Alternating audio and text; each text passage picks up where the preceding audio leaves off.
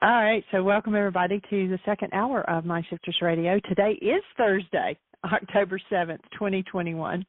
I'm just running a day behind. And our call-in number is 563-999-3581. And press 1, and that puts you into queue to talk to us. And we'd love to hear your comments and questions because that makes this your show. So we'll give Michael just a moment to get dialed in. And, you know, it's funny because I mark the days off of the calendar in the kitchen so that Dad knows what day it is. And I didn't mark yesterday off. And so it's not just Dad, it's me that doesn't know what day it is. So anyway, we get in habits, don't we? And get in the habit of looking up there and seeing what day is not marked off and saying, okay, that's today, and making up a reality, whether it's true or not. And this one was not actuality. It was just in my mind. So anyway, we welcome you to the show. And it does help when you press 1, when you have questions or comments, and let us know what topic you want to talk about. If you have something going on and you need support, that's what we're here for. And so I invite you to go to the website, whyagain.org, and click on either the Start Here button in the upper left corner, or you can scroll down and there's a bullseye in the middle of the page.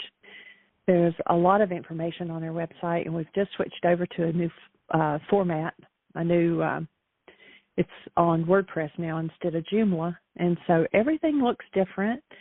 Some things are in the same place, some things are a little different, but all the information is still out there. So if there's something you can't find, even that, you can press 1 and say, hey, I'm looking for the commitment, or I'm looking for the codependence worksheet, or whatever, and I can direct you where you can find it. And if it's not easily found and you would like for it to be somewhere else, just let me know that. Drop me a line at Jeanie, Jeanie, at whyagain.org, and let me know, and I'll see what I can do to get things shifted around on the website. We want it to be usable, and we want it to serve you. So just let us know. Welcome, Michael. We want it to be perfect, right, sweetie? Absolutely. And it gives me a challenge when it's not. OCB. I know. I was just telling them while I was waiting for you to dial in, Dr. Tim is in the Mental Health Summit, and so he's trying to get a MP3 to upload to play tomorrow. And cool. I said, you know, I mark days off on the calendar so Dad knows what day it is. And I didn't mark yesterday off, and so I thought it was Wednesday. And I had asked Dr. Tim, I said, oh, okay, so do you need one to play for Thursday and Friday? And he goes, well, we just completed Thursday. I said, okay, that's how a reality is in my mind, and it has nothing to do with actuality. But anyway, so we welcome everybody to the show. Welcome, Michael.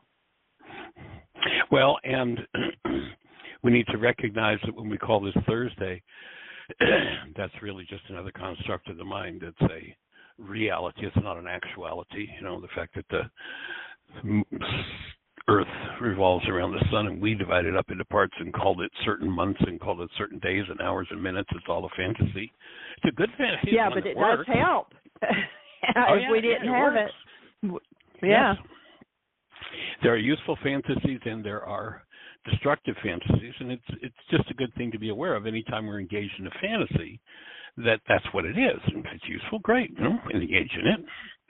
But if we don't distinguish those things, then we can slide the slippery slope of believing that fantasy is actuality, something we make up, and then we can get into difficulty when we move into certain realms. So welcome, everyone. Delighted and honored that you're here. Been a busy morning here this morning, trimming tomato trees.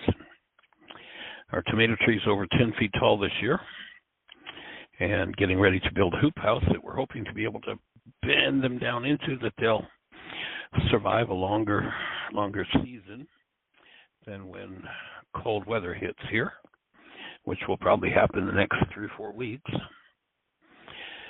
So that's always an interesting. We're learning lots about doing gardens, we heard about using what they call beneficial nematodes. I thought, well, we'll get these little toads, and we'll get them. It's like, no, Michael, these are microorganisms that take care of pests naturally. So we have a bag of nematodes in our garden. So our next study is to learn how to apply them and get a head start on next spring and summer's gardens and taking care of the pests that otherwise might inhabit. And we're honored and delighted that you're here to engage in this conversation about conscious, active, present love. And we had mentioned Mahatma Gandhi. We came across a couple of his quotes in this particular chapter. So for the first time in probably, I don't know,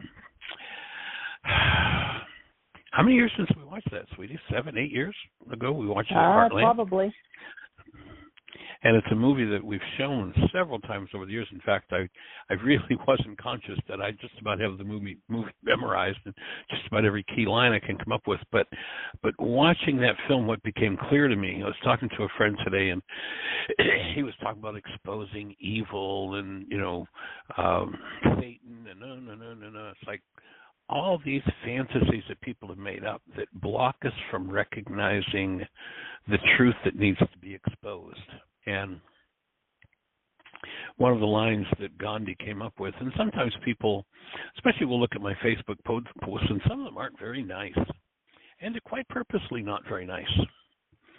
Very, very, very purposely done to educate and expose. And they're done from love. They're done from a connected space. Just here's how it's going. Here's how it's working. Here's what's happening. But here was I had forgotten this particular line that came out of Gandhi's mouth. But he's like, that's the reason I spend the time I spend. People said, well, why do you waste your time? No, there's no waste there. But here's what Gandhi said. We must make the injustice visible. And then I add to that, or it hides under the cloak of sophistry. We can I'm actually working an article on this issue of sophistry, and we can take an example of sophistry. And this is just like a simple factual thing you can look at and go, oh, we're being lied to, and they're trying to make the lies look true.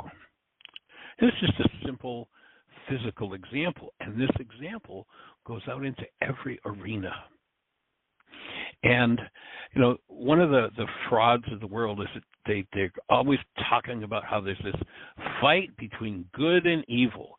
And the lie that it's a fight between good and evil is just another story to keep people from understanding, to keep the truth of what's going on from being exposed. So here's my example of sophistry. You're a wheat farmer. You grow wheat. You mill your own wheat, and then there comes a point where there's too much wheat for you to mill, and there's a mill in town. So you take your wheat to the mill, and the granary, they grind it for you, and they give you back a certain amount, or they pay you for it. And then what they learned was, and here's the exposure that we need to understand, and it pervades everything right up into politics, religion, relationships, men and women, the whole game. This is the exposure that's needed. So what the millers learned, I'm not talking about the Miller family, I'm talking about those who mill grain, is they could mill the grain and they could steal all of the nutrients from the grain.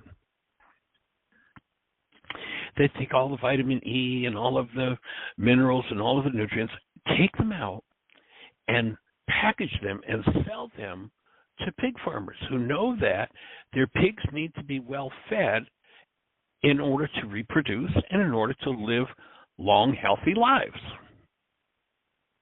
The nutrients are stolen from the grain, and then the leftover, and I use this word very cautiously and very purposely, the leftover poison is called white flour, or if you look on most packages, it'll say enriched flour.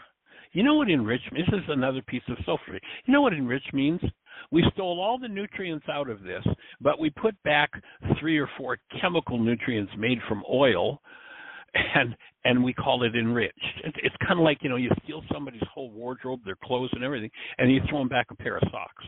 And we say, now we've enriched you. Enriched white flour, or just enriched flour. If the word white isn't there, it doesn't matter. If it says enriched flour, if it doesn't say whole, then it is sophistry. It's a poison. Now, I could go into just about every restaurant in this city and say I'd like an ABC sandwich, whatever it is. And you know what I'm going to get? I'm going to get whatever I want on that sandwich between 2 slices of poison. But the sophists, and where did that come from? Where did they learn that? Back in Greece, eons ago, there was a group of people that were called sophists. And one of the sophistries they've played is they've made us believe that sophistry means wisdom. Sophia is wisdom. Okay, let's go for the truth now. Here are these Greek philosophers who travel around Greece teaching the wealthy how to lie. Why would the wealthy want to lie? To be able to steal. It's called greed. This is the core of the exposure. It's not good and evil. It's greed and generosity, or greed and honesty. So these philosophers taught the wealthy, the children of the wealthy, for big bucks, how to lie and make their lives appear true. So what does the miller do? He takes this leftover white poison. Literally, if it were all you ate, it would kill you. And then they hired Madison Avenue to create an ad campaign. And they created a fancy, bright plastic package, toxic in itself. And on the side of it, it says, builds bodies in whatever number of ways the current sophistry, the current lies are. People look and they go, oh, I saw this on television. They told me it builds bodies in 12 ways, so this must be good. Now, why would a miller do that? It's called greed. Why would a person who says, oh, we have a product called whole wheat, it is a whole nutritious substance, and we are going to provide that whole substance to people who buy our bread. Why would they do that? Because of honesty and generosity rather than greed. Stealing the nutrients to sell them once and selling the leftover. Now, if you look at that, you look at what Republicans are selling, you look what Democrats are selling, you look at what independents are selling, you look at what virtually everybody's selling, and to one degree or another, and some are much more extreme than others, there's sophistry in it.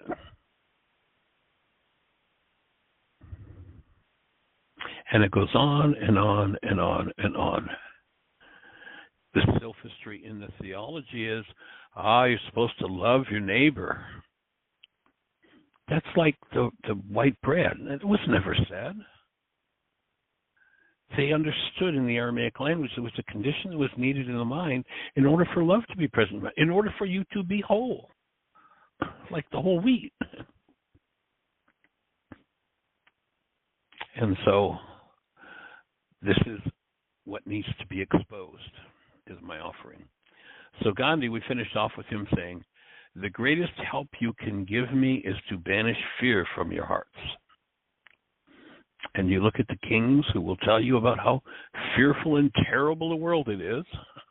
Now, guess what the king who's going to tell you about that bad guy out there is going to do? He's going to turn you into the bad guy. He's going to hand you weapons. He's going to tell you to kill, so that some other king somewhere else can tell the lie about those bad people. And you believe the ones that are working for that king are bad, and they believe these ones that we're working for this king and that we're bad. And the lie goes on, and the whole thing needs to be exposed. Greed versus truth and generosity is the bottom line of the whole game.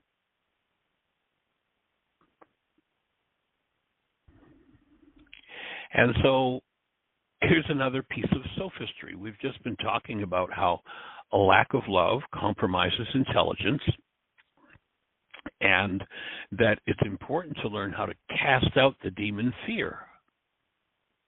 And if we don't, we'll find ourselves unwittingly acting in support of that fear. You know, take a look. I'm kind of appalled on a day-to-day basis. You know, across, I get thousands of emails. And you look at most of the marketing in those emails, and it's all terrorism. It's all fear-based. You open it, you listen to the video about this wonderful product, and the first thing they're going to tell you is about how, well, as you get older, as your child does this is going to fall off, this is going to break, and you better have this or else. Terrorism marketing. And I'll just put this thought out. If you get marketing from terrorists, I suggest that you hit a reply to the marketer and tell them you don't want their terrorist marketing, and you delete yourself from their mail list, unsubscribe. When we start doing that, the terrorism marketing is going to go away. If somebody's got a good product, they're going to tell us what's good about it, rather than have to terrorize us as, well, you'll get the ABC disease or the XYZs, or this body part won't work, or that part, or because you're getting older. It's like, no, there's none of it's because you're getting older. Age has got nothing to do with it. That's another sophistry. It's what you put in your mouth. It's what comes out of your mouth. It's key here. Do you live out of a verbal state of generosity and honesty, or do you live out of a verbal state of greed? Do your behaviors, which flow from your words, reflect greed, taking for self? Oh, I want the pleasure for me. To heck with you. I want all the profit for me. To heck with you. Or is there abundance and generosity in your spirit? Because being is abundant and generous. All the rest of it is a learned response that can be forgiven.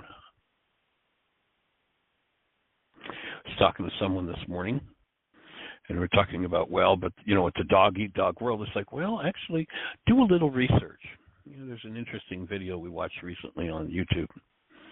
And there's a farm, and they knew that one of the ducks was about to have ducklings, but they couldn't find them. They disappeared. Figured, well, I guess some predator got them.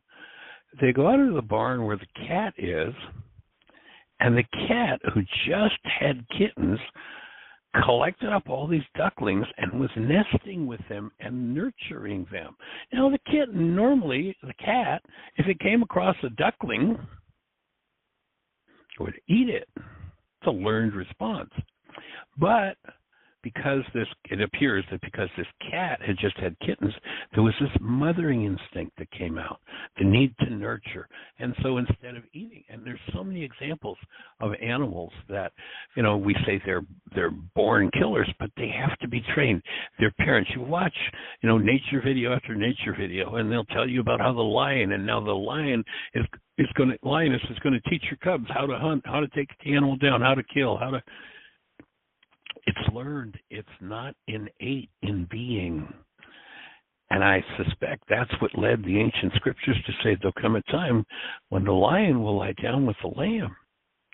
Because all of life, when humans make the choice, awaken to choice, and function as love, as we're designed to do, then the viciousness, the violence, and the dog-eat-dog world will literally disappear. It is not natural. It is learned and therefore can be forgiven. And remember that the word forgive doesn't mean it can be let off the hook. It means that we can remove the roots of the greed, of the viciousness, of the violence, of the need to get mine first. The need to get mine and to heck with you getting yours. And that comes right down into relationships. It comes right down into the arena of sexuality. How many times do we hear the complaint, oh, yeah, well, once he or she, then they don't bother with me anymore. We need to wake up to the state of aliveness and and generosity in every arena of our lives. And though a part of the mind may go against it when you first start to do it, you'll find the part of the mind that goes against that is insane. It's a learned response that's come from generational patterns, and sometimes it can play out some very strong, motivation to do whatever that is. And if you chip away at it with forgiveness, it will disappear. So Richard, trapped in sophistry, even though he's heard this man from 2,000 years ago who said fear is a demon to be cast out, or is spoken about as a demon, and you'll notice it several times he says, fear not. But the sophists in those platforms up in front of the church are still using the fear game. Oh, the beginning of wisdom is fear of God. That's the epitome of sophistry.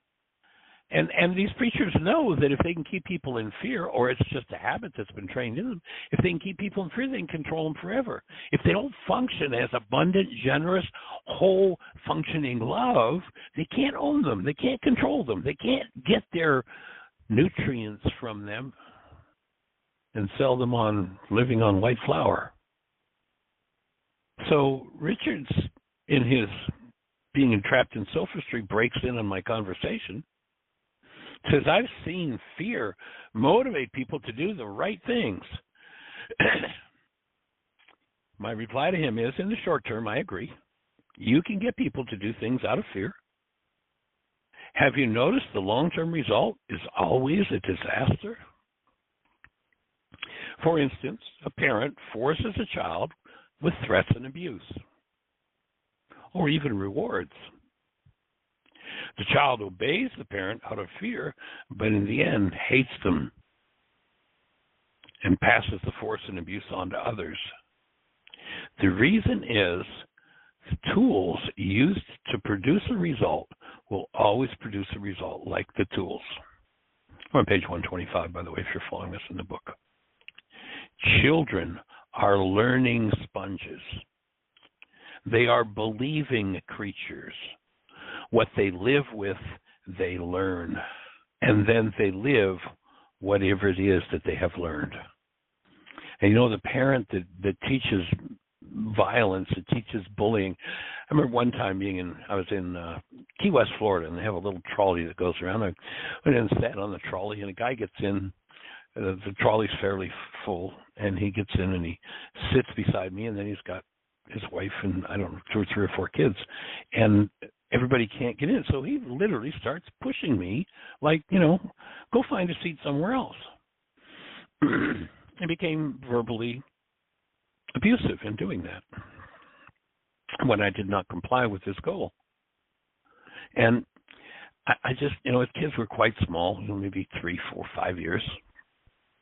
They'd been circling the sun. And it's like, mister, you have no idea what your life is going to be like when those children take this modeling that you're teaching them, this verbal, vicious assault, self-centeredness, greed. You want it all for yourself and turn it on you. You're going to go, gee, I wonder where I went wrong. I wonder why my children are so nasty to me. I wonder why they don't bother with me. Well, wake up. Children are learning sponges. And we've all been subject to that. So Richard says, that makes too much sense. His whole being seemed to confirm his agreement with my words. Yes, and there's a peace when one achieves a practical understanding of tools that work and has the intellectual basis to reinforce that understanding. This work draws on all disciplines in order to build a solid foundation for undoing of unconsciousness and for life that is harmonious and peaceful. With this synthesis of different disciplines, it's a big chunk to bite off, I acknowledge, a big chunk to chew. It takes patience and time to build the brain cells and integrate each of the disciplines upon which this work is built. That foundation is what makes these tools fully available.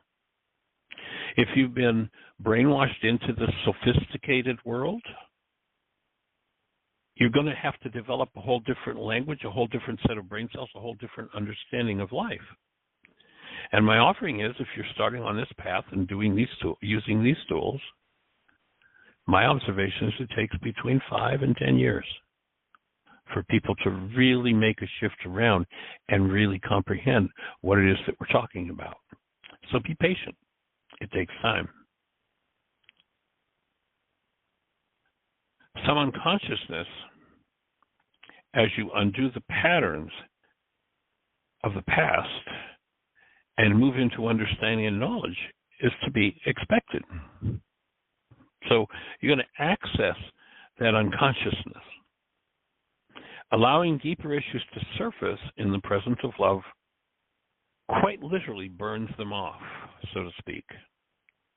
If you're willing to look into yourself, your family interactions, and the dynamics of the culture, healing accelerates. An unwillingness to take a deeper look means that old patterns will tend to be passed on and played out by the next generation.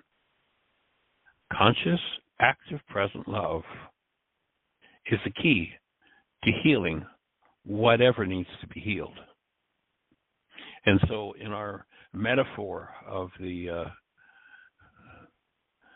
sophist taking the nutrients out of the bread and selling the white poison as food, it's kind of what we're talking about here. Thinking you've got a human life, if love is not conscious, active, and present in you, it's like being the white flour without the nutrients in it, without the vitamin C and without the vitamin E and without the wheat germ, all that stuff gone. When conscious, active, present love is removed from a human life, is blocked from awareness, then we function kind of like the white flour. We tend to be poisonous to ourselves and to others. And my offering is, that is the reason for all disease, death, and suffering. And the objective of this work is to restore us to the wholeness that we are designed for. To restore the nutrient base that is provided by conscious, active, present love.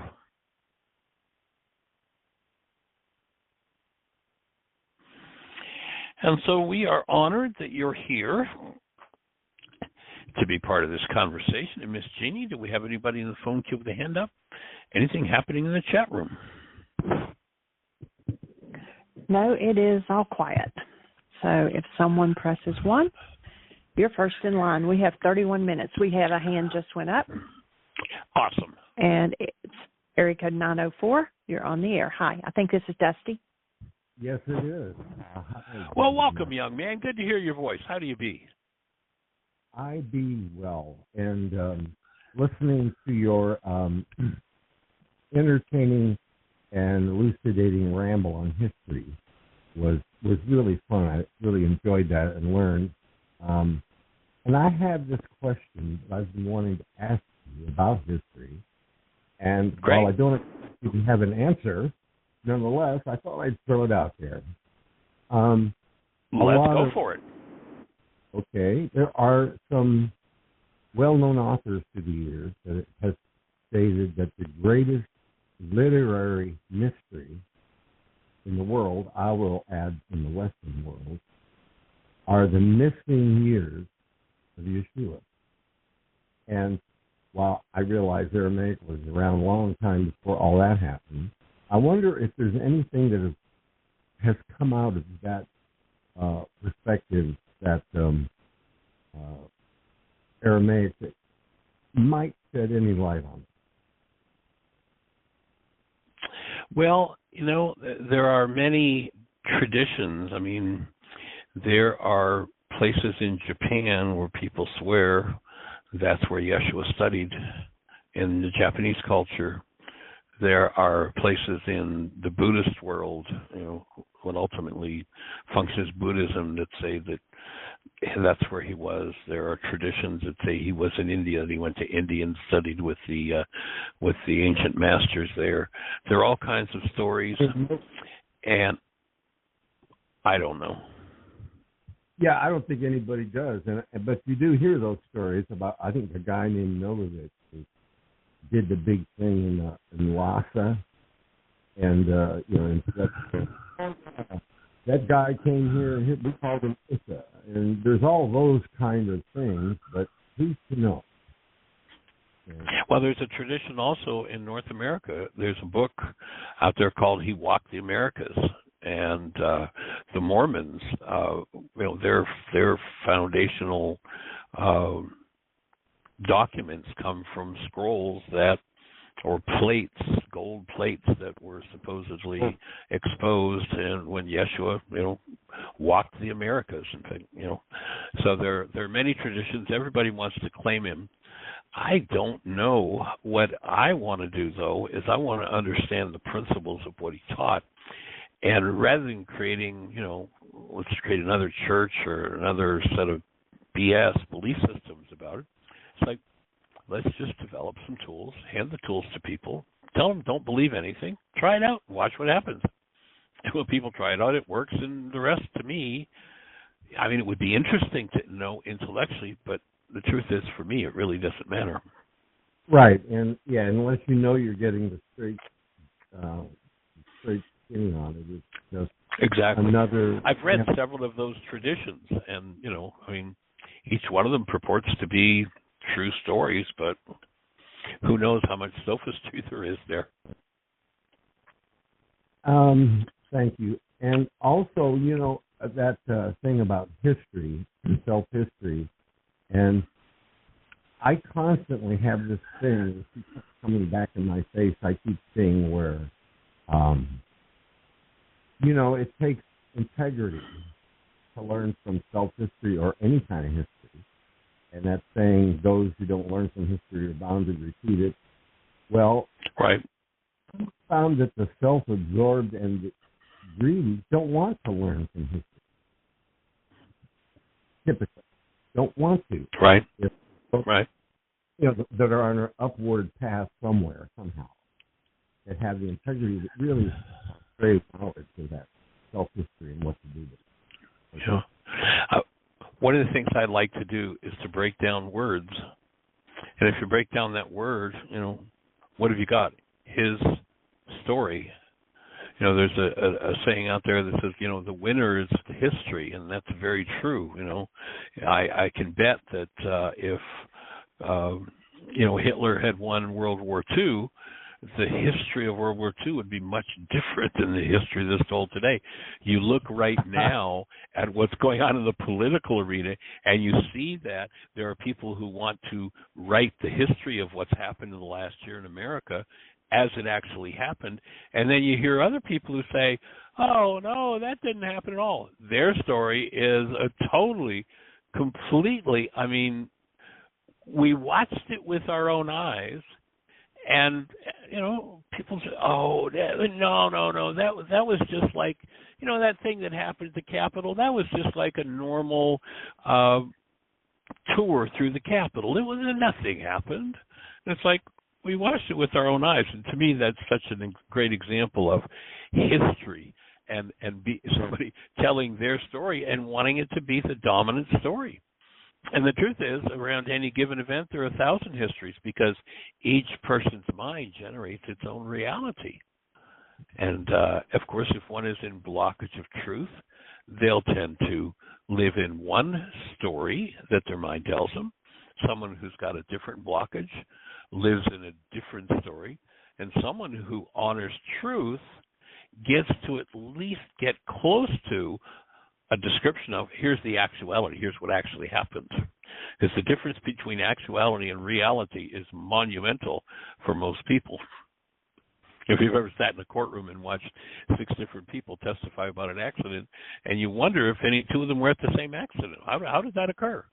Because every mind produces its own reality, its own perceptual construct about any given event. I used to notice that when I started my video production business, I was a certified court videographer. And I would go do depositions, and there'd be lawyers there. There'd be usually right. doctors. And anyways, usually at a long, conference table, and I was at one end. And my job, other than to arrange the room, get things ready, get all the lighting and the microphones ready, and to read something to open to it, always video it and do the audio exactly as purely as I could at the moment. And I found, right. If I had a personal bias, there are little tricks I could do with the camera if I wanted to make one person look a little less and another person look a little more. This, that. No, I did everything right down the middle. But it doesn't take much to skew things off. Right. At least. Yep. And I had dominant in some way. It reminded me that I had an acquaintance called Ed Eagle McGaw, and he wrote a book. He was a Sioux Indian. He was a shaman there, but he was also a fighter pilot from Nam, go figure. And he wrote a book, and the one takeaway that I got from the book, the major one, was he used the phrase, the dominant. Right.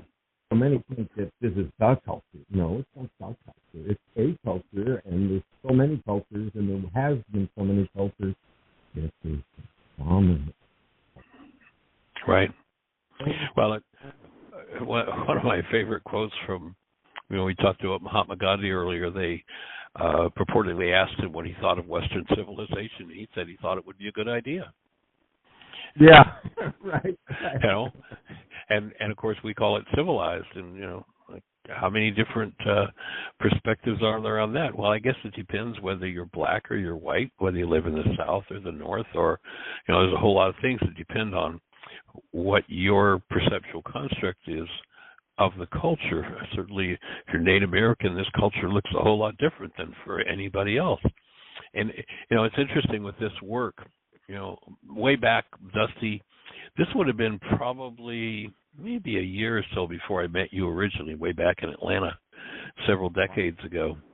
I went to law school, and I did that for about a year, and then I realized that that wasn't the route I wanted to go, that I wasn't interested in going there. I was studying naturopathic medicine at the same time, but I withdrew from law school, but ended up co-authoring a course called Laws of Living with an attorney. And the course, the root of it, because he was an attorney and because I had some law school training, we used the rules of evidence that are used by a court for determining whether or not information gets in about the final story. So there were, rather than, everybody has their own perception because the human mind is just an evidential device, but over centuries, the legal profession, now not proclaiming that it's always applied honestly, but the legal profession, created a set of rules for whether or not something gets into evidence or whether it's blocked from evidence. Right.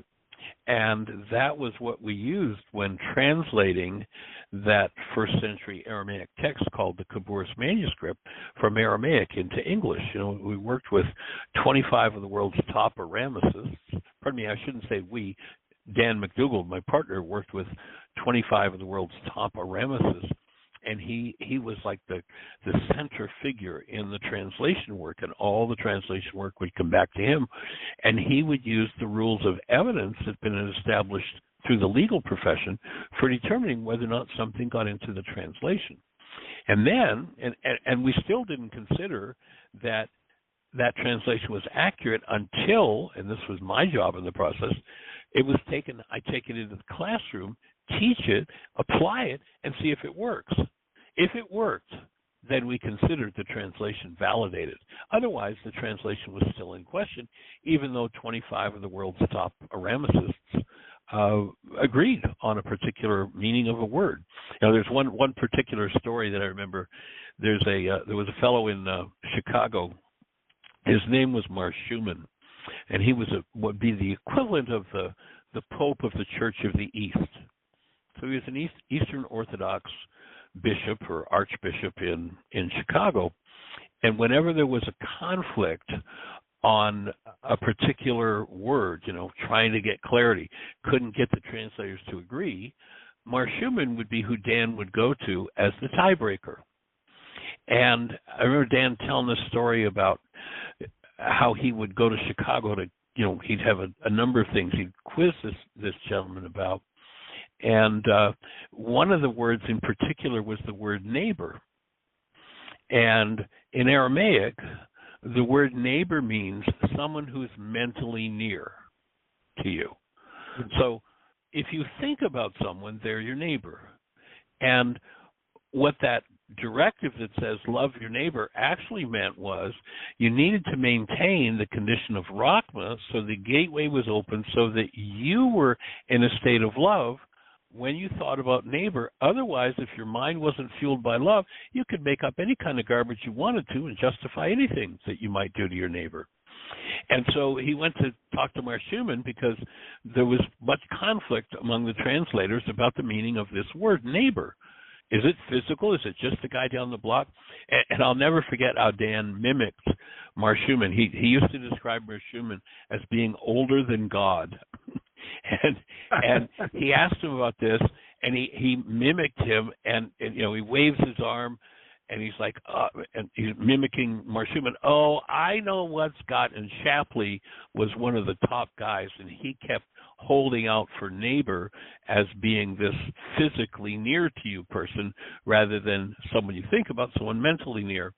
And he mimics Mar Schumann waving his arm and kind of waving him off. It's like, I know what's got Shapley mixed up. He's been reading those new dictionaries they wrote in the 6th century. And that was the point where the generals, the military people, in order to justify going to war, changed the definition of the word from anybody that you think about, anybody mentally near to you, to the guy down the block, which means, well, we can go over, to the village on the other side of the river, and we can go steal their property and steal their women and make slaves of their children and kill the ones that, get in the way. And that became justifiable because you didn't have to have love in your mind when you approached those people because they weren't your neighbors. Because it's just, I just have that burned into my brain. Oh, I know it's got Shapley confused. He's been reading those new dictionaries they wrote in the 6th century. That's all time. That's great. The new dictionaries in the 6th century. Yeah, the new ones. I love that definition. I mean, that's really how I operate and think. They're what they came up with for neighbor, although I never consciously thought of it as anybody I think about, but it's true. That's really true. And I was going to point, we're talking about trying to take child or something to that effect, and when Cynthia and I lived out there, a lot of concepts, a lot of seeming realities would come through, and how do you distinguish what's real and what isn't? And what I did was I would do something I called as if, and I would take the concept or whatever, or reality, some kind of modality, and I'd put it on sort of like an old shirt, like a shirt, and I'd wear it for a little period of time. It could be seconds, it could be days, and if it was really true for me or worked for me, and it kind of became a shirt and part of it, and if it didn't, it would fall off. But without giving it the as if or giving it a trial in many cases, I would not know. But that was the as if technique. Right. Tool used. And I had cool. I'm sorry, go ahead. No, I was just saying that sounds right on. Thank you. And you didn't by any chance go to that law school that was just to downtown, north of downtown Atlanta, not too far off Peachtree, Atlanta School of Law or something like that? No, actually, that was one of the schools in Atlanta. No, this was one up on the northeast side of town. It was Columbia Southern College of Law. It no longer exists. They brought in a proprietary school law where you had to have so many thousands of square feet of library and that sort of thing, and it disappeared. Oh, okay. Because about the same time, I guess it was 69 or 70, I came up with a benefactor that offered me a free ride to that law school that I was just talking about. Interesting. And, and I mean, the guy was on the board and he taught there and and he was a beautiful, beautiful man, a lot of honor. And, but I didn't do it. I mean, I had just gotten out of the Army.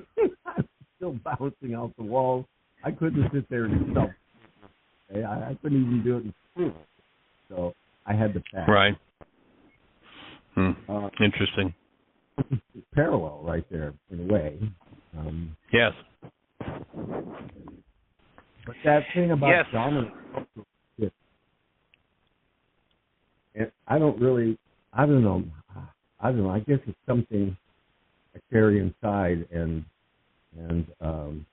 there are like tendrils that go out to different people, like you or Patrick or other people, that help maintain a certain sense of cultural integrity. But just walking down the road, seeing people won't do it for me. I need a real connection of some kind of somebody with some integrity and some kind of consciousness. Right. Well, it's that Aramaic rule of Rachma that Paul talks about. We see as though through a glass darkly, and when hostility or fear is active in the mind, whoever we look at, if the mind is in fear, it's like that schematic I sent you last week. The mind is in fear. Anything or anybody that it looks at, the mind will literally produce a quality of perception called threat. They're going to be threatened by it.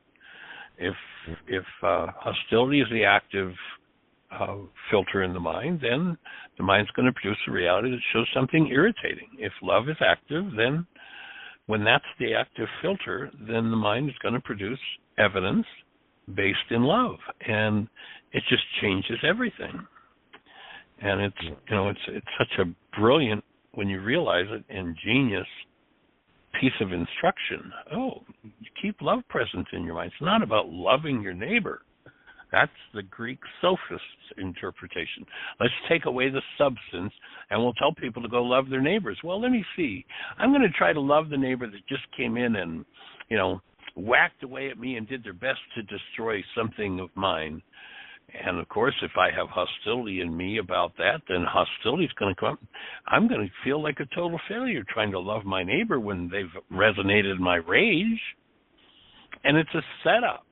When we understand what was really meant, the efforting is to keep your human beingness present and active in your mind, love, no matter what your neighbor does. That's the most intelligent mind we could possibly have. And, it just works. It improves lives immeasurably.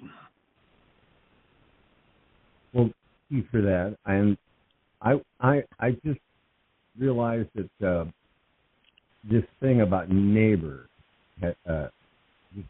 hearing what has been said, I can feel myself, my own inner, kind of worldview changing a little bit about that. Because I would be disappointed that my next door neighbors, or not, next door, or whatever, wouldn't even connect no matter what. And at the same time, there would be people I would think about on a regular basis that love to connect. And I don't know, all that's been a bit enriched in me that I can, what is a neighbor? And it is based in love, is it not? Yeah, it's just a monumental piece of information to have to me. Yeah. Any other thoughts for you, sir? Well, just that. I mean, I've been enriched from that one, and I appreciate it. I appreciate you, Jeannie, and all that. And no, I think I'm good for now, and I appreciate the time. Well, I hope that every day we connect, that we enrich your life. That's what we're here for. Sweet. Okay. I appreciate you, my friend. Have a blessed one. Okay, you too. Bye-bye. Okay, take care. Bye-bye. Okay, and we have another Miss caller. Jeannie. Oh, great. Let's say hello. Okay. It's so nice not to have to ask. I know. 541, I think this is Julie in Oregon. You're on the air. Miss Julie in Ashland, Oregon. Are you back in Ashland now? Did I understand that's your landing place most recently? I'm not coming through. Oh, you're loud and clear. We can hear you. Oh, I am. Okay. Good. Yeah. Hi. Okay. Hey. Yes, I'm in Ashland. Julie from Ashland. I knew you'd moved out of there, and then I wasn't sure whether you'd gone back there or the last move, but that's what I understood. So, well, welcome, Julie from Ashland, Oregon. What's exciting in your world? Well, I do have something to share, but I also last night was remembering the teacher's training that I was in, and that really, really funny skit that I did with Bill Costantino. And I've always that was hilarious. I know, it really was. Everybody was laughing so much. So I have a recording of that. I believe he does too. And I'm not sure how to get it to you, but I just thought you might like to have it, in your archive. Oh, I would. I would. That would be awesome. Yeah, that Jeannie, would be awesome. No, it's just so funny. If you would listen, Jeannie, if you would guide me through how to get it to you, because it's, you can call me another time, but it's on one of my older phones, so I'm not wired up. Okay. With wireless, okay? But I could be. Okay, we'll do it. Okay. Okay, great. So here's the thing, a very brief and profound thing that I'm going to share right now, is that I've had a wonderful mind shifter that I haven't worked on, but I've been noticing my resistance to it. And anyway, I have this back and forth resistance in my relationship with my partner. And so we were fighting about the same things, and I'd really finally evolved myself to the point of I was ready to let it go and let the whole relationship go. But then I also was telling God, well, I really love him and I really want him in my life. So, there's that. But what happened is that it occurred to me that his pain was calling out for love, from the Course in Miracles. And and also recently I'd read somewhere in all these studies that love is not something that can be taught, And so I'm holding that consciousness of, well, I guess it just have to find out or create it or be with it. And today you used the presence, hold the presence of love, the truth of it, and let it be. Yes. And so, but what I did last night is I recognized that, he was calling out and arguing from a place of pain that I was trying to fix. And I knew all these answers, but he didn't. I concluded that he didn't really want to heal. And so, anyway, I'm at home thinking, and it hits me, he's just calling for love. Can I give love? So I did. I called and said, I'm going to come back over if you'd like me to, and just I want to be held in your arms. Because I also realized I was calling for love, right? I didn't want the argument. Right. And so that's what we did, and we resolved everything with love. Not Sweet. Not every bit of the argument, but the argument wasn't important. What was important was what can't be taught, the love that we experience. Yeah. So that was just the love that we are. Nice choice. Nice choice. Mm-hmm. And I'm looking forward to this weekend in Shifters. Cool. I have a beeper going because there's a spam call coming in. I'm going to okay, get rid of no it. problem. So, and I appreciate So the thanks for chapter. choosing love. What? Thanks for choosing love. Yeah, yesterday you were in the chapter, and today, and for a few days now, clarifying love. And I thought, well, that's really an interesting way of holding the space of love, is to keep it clear. Like, let's clarify how we're viewing love rather than just coming from our perceptions, our perceptual reality, and get clear on it and be willing to be clear on it. And the only way I knew yesterday was to allow it to be what it is and show me. And let it be created, let it be. So, well, anyway, it was very nice, and I appreciate our work. And looking forward to Saturday. Sweet. Well, it's so important to really recognize, so we have a conflict in opinion, and we can make that important. And people spend years doing that, or we stop and go, well, we haven't got this resolved. We may never resolve it, but what's really true about us is that we can be the space of love that we are and share that, extend that to each other. So, yeah, and it doesn't have to be a threat to anything else, It exactly. just supersedes, and it's more preferred. It doesn't have to be at that ego level. Yeah. Right. Nice. Mhm. Good work, young lady. Thank you very much. Yes, and I do want to send that recording to you, because everybody was laughing. It was like the kind of laughter that you hear on a Carol Burnett show. It was hilarious. And so that people who don't know what you're talking about, when we do teacher training for Why Is This Happening to Me Again, the class together produces a Why Is This Happening to Me Again workshop. And so we have people, there's a variety of people in the class, and everybody presents differently. So we've had people who've gotten up and done a lesson, their particular part in the production of a Why Is This Happening to Me Again workshop, and sung their part. We've had people like, what she's talking about, they just came up with this skit to illustrate the point of one of the chapters in the book, Why Is This Happening to Me? That was just so hilarious. It was just unbelievable. I remember one, I don't know whether it was that year, Julie, that there was one, there were two women, and we were just finishing up lunch, and they were up to do their teaching in the class, and everybody's just getting ready. Was this that year? And one of them yells at the other one, and the other one yells back, and all of a sudden there's just this big conflict at the front of the room, and everybody's like, "Whoa, what's going on here?" And it took everybody a few minutes to realize that they started their presentation, and this was part of their presentation, to get everybody's attention to thinking that there was some big conflict going on here. And I don't remember what chapter in the book it was, but it was another powerful lesson, like the one that you and Bill did back then. Yeah, that was awesome. I wasn't there for that one, but I can understand it. I get that exactly. Yeah. Cool. I'll look forward to getting to listen to it again. Yeah.